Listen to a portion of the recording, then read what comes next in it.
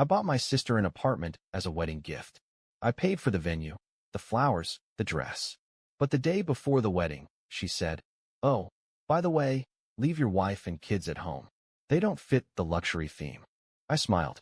And as she walked down the aisle the next day, a special delivery arrived that she would never forget. I never thought I'd be that guy, the one posting on Reddit at 2 a.m., venting about family drama.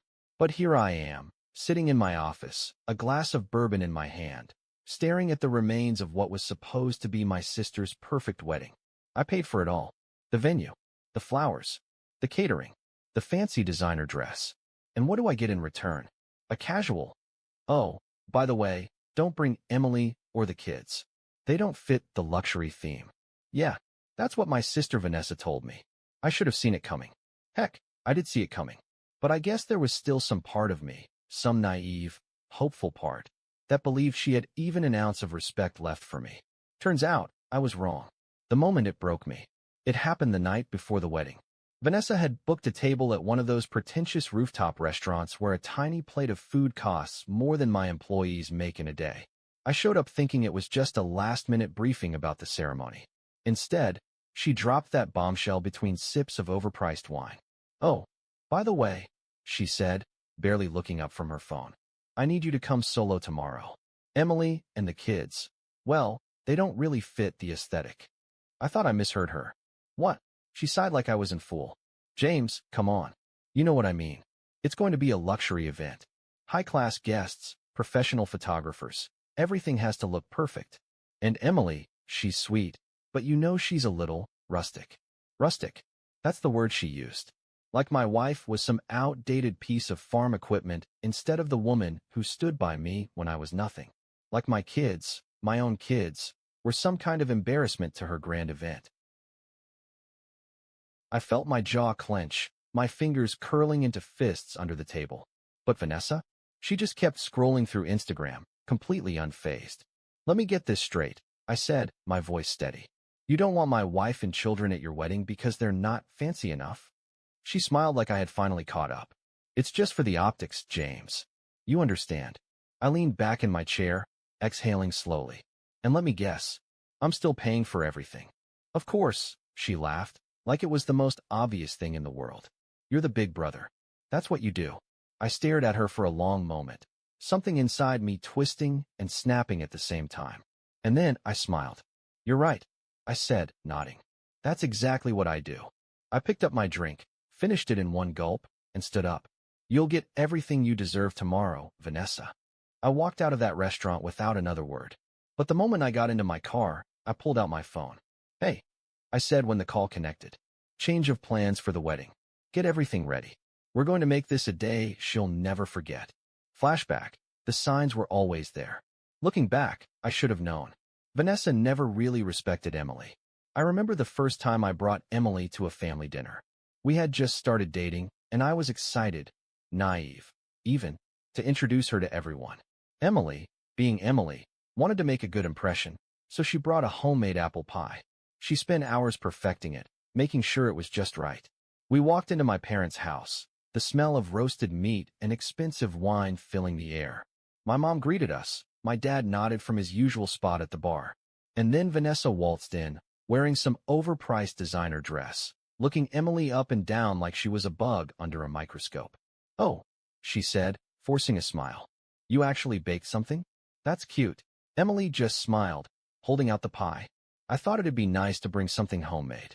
Vanessa barely touched it. In fact, later that night, I found it untouched in the trash.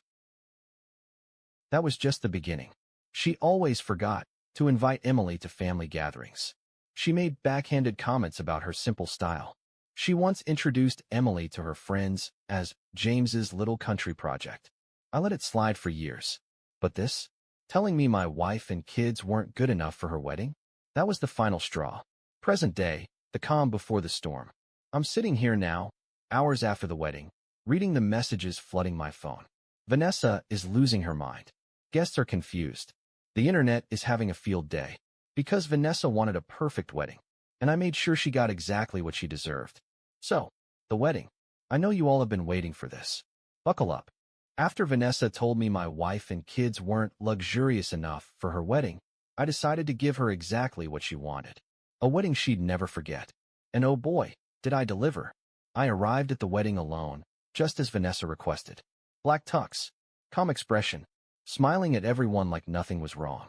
Because in just a few hours, Vanessa's dream wedding was about to turn into something else entirely. The venue? Breathtaking. Chandeliers, marble floors, a floral arch straight out of a magazine. I should know. I paid for it. The guests? High society types, dressed to impress, sipping champagne like they were at an exclusive gala. Every single one had been carefully selected by Vanessa.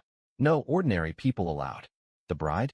Standing at the front, glowing in her designer dress, soaking up the admiration. She had no idea what was coming. The first surprise. Everything was going smoothly.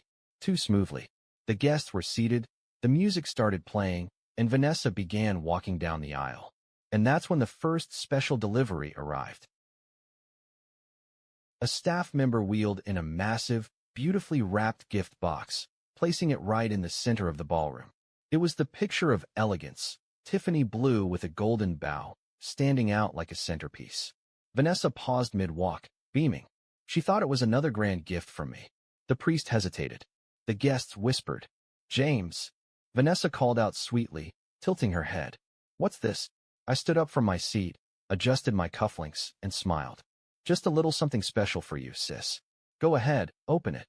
She laughed softly, motioning for one of her bridesmaids to pull the ribbon. The box popped open. And then, chaos. Out burst 6 live chickens. Yes, chickens. Real. Clucking. Flapping. Running. They shot out of the box like fireworks, wings flapping, sending feathers floating through the air. One landed on the wedding cake. Another jumped onto Vanessa's dress. A third took off straight toward the guests, knocking over a very expensive champagne tower. Screams. People scrambling from their chairs. Glass breaking. A guest tripped over a tablecloth, sending an entire tray of hors d'oeuvres crashing to the floor. And Vanessa? She went into a panic. "What is happening?" she shrieked, desperately trying to shake a chicken off her lace train. And me? I was just standing there, watching it all unfold. The second surprise, the big reveal. The chickens? They were just the warm-up act. Because while Vanessa was spinning in circles, panicking over her dress, the ballroom lights dimmed. The massive LED screen at the front of the room flickered on. And then, in perfect HD clarity, a video started playing. It was Vanessa. Every single awful thing she had ever said about me, my wife, and my kids, all caught on audio. Clip 1. Emily is sweet, but let's be honest, she's just a farm girl who got lucky. She wouldn't know real class if it stared her in the face. Clip 2. James is so easy to manipulate. He just throws money at me because he feels guilty for being successful. Clip 3. Honestly, I don't even like kids. I don't want my wedding to look like a daycare. Clip 4. The final, crushing blow. James is ridiculous. He'll pay for anything. Watch me take full advantage of it. Silence. Complete. Silence. The guests stared at the screen. Vanessa stood frozen, her face drained of all color. Her fiancé? He turned to look at her like she was a stranger. Her new in-laws? Murmuring to each other, exchanging looks of pure disbelief. And then came the final piece of the plan. The knockout punch, taking it all back. I picked up the mic, adjusting my suit like I was about to give a business presentation. My voice was smooth, controlled. "Vanessa, I'm so sorry you had to hear that. I mean, really, who could have recorded those? Terrible timing, huh?" She spun toward me, shaking with anger. You set me up," she shrieked. I shrugged. "Set you up? Vanessa, I just played back your own words. You did this to yourself." She lunged for the mic. I stepped back. "Oh, and one more thing," I said, my voice cool and even. "That luxury apartment I bought you as a wedding gift? Yeah, that's no longer yours." A legal representative stepped forward, handing her official documents. "I just transferred the deed to a nonprofit that provides housing for struggling farm families." Seemed more fitting, don't you think? Her mouth dropped open. Her fiancé's mother gasped. Her fiancé turned, took one last look at her, and walked out. Just like that. Wedding over. The aftermath, the final scene. Security escorted Vanessa out. The guests whispered. Some recorded the entire thing. And yes, it went viral. Vanessa? She tried calling me, texting me, begging. I didn't answer. Instead, I took my wife and kids out for dinner. Somewhere warm, somewhere we were actually welcome. As we laughed over burgers and milkshakes, Liam, my 8-year-old, looked up at me. Daddy, will Aunt Vanessa still have a wedding? I smirked, taking a sip of my coffee. She had one, but it just wasn't the one she expected. I thought I was done. I really did. But Vanessa? She just couldn't let it go. After the wedding disaster, I ignored every call and message.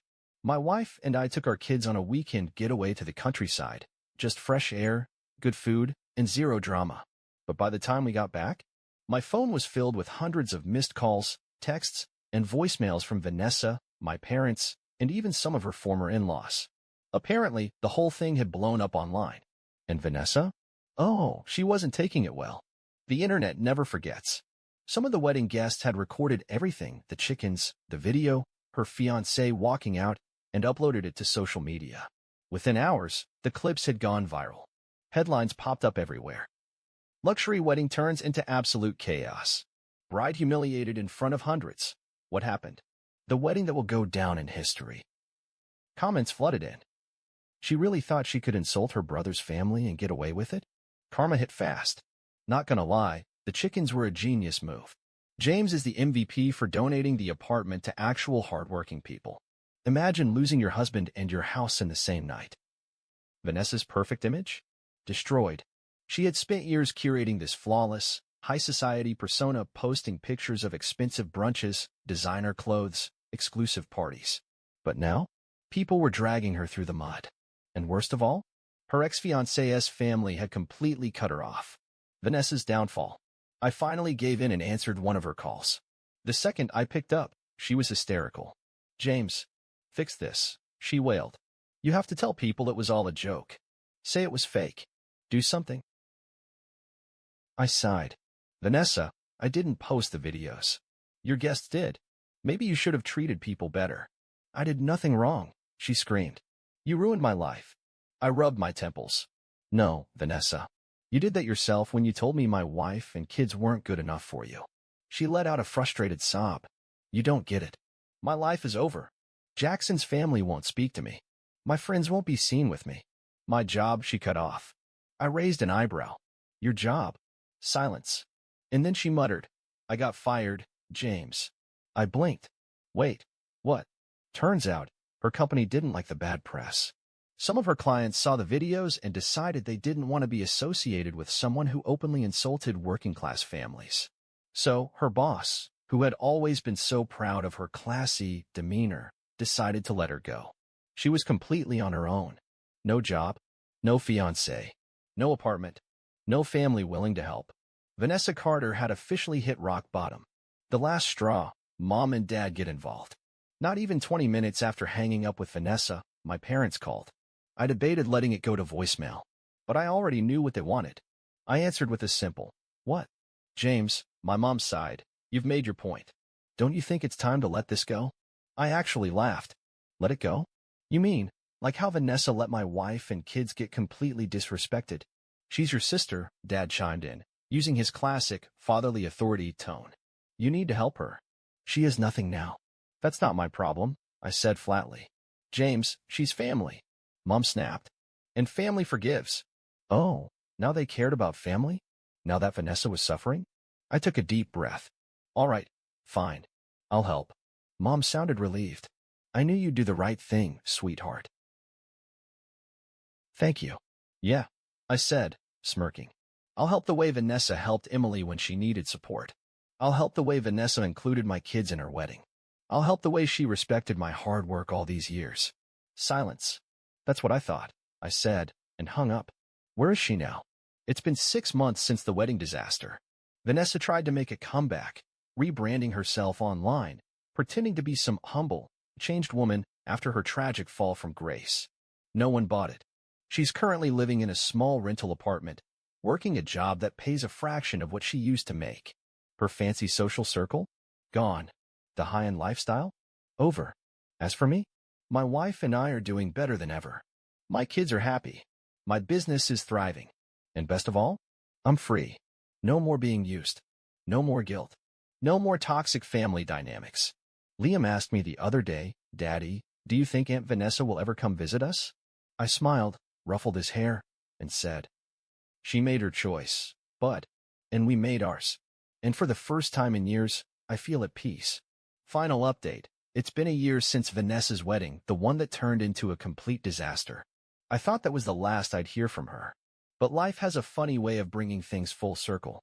Because last night, she showed up at my restaurant, and she looked nothing like the Vanessa I used to know. A year of karma. A lot has changed since the wedding. My business exploded. After the wedding drama went viral, more people started coming to my restaurants.